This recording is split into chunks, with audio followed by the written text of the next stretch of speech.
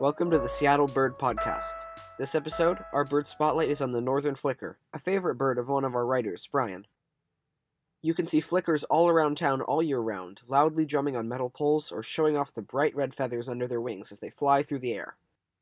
They eat insects off the ground, despite being woodpeckers. I've seen them at my house, actually, eating ants off the ground, which is probably their favorite food. Here's a description from All About Birds. Flickers are fairly large woodpeckers with a slim, rounded head, slightly downcurved bill, and long flared tail that tapers to a point. Flickers appear brownish overall with a white rump patch that's conspicuous in flight and often visible when perched.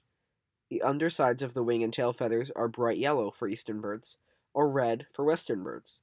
With a closer look, you'll see the brown plumage is richly patterned with black spots, bars, and crescents.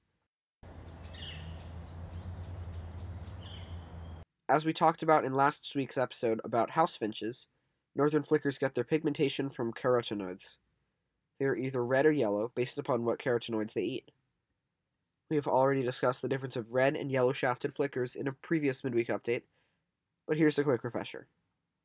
The northern flicker's scientific name is Colaptes auratus. Colaptes comes from ancient Greek word for chiseler, due to their tendency to peck away at trees. Their name auratus comes from the Latin root for golden, which is puzzling. Northern flickers around Seattle are red, not golden. This is due to the ever-shifting ways of taxonomy. In the 1980s, two species, red and yellow shafted flickers, were found to be genetically very similar and were merged taxonomically into one species, the northern flicker.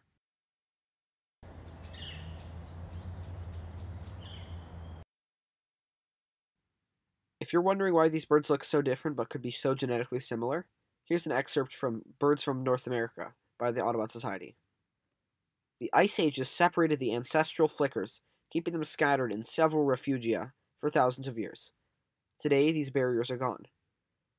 The related gilded flicker has become adapted to the desert, whereas the two northern populations of northern flicker inhabit the same type of wooded habitat, with only the treeless Great Plains keeping them somewhat apart.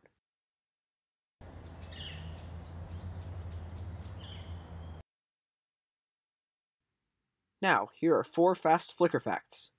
Flickers are known to peck holes in houses to make nests. Northern flickers will buzz like bees to deter predatory squirrels. It's the state bird of Alabama, known as the yellowhammer, around there. They have fun foraging for their favorite food, ants.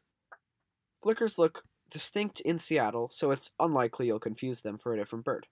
But, as always, get a closer look. Bird calls were recorded in the wild by Brian. Research is by me with help from Brian. Our sources for this episode are All About Birds, The Bird Way by Jennifer Ackerman, Birds of North America, and What It's Like to Be a Bird.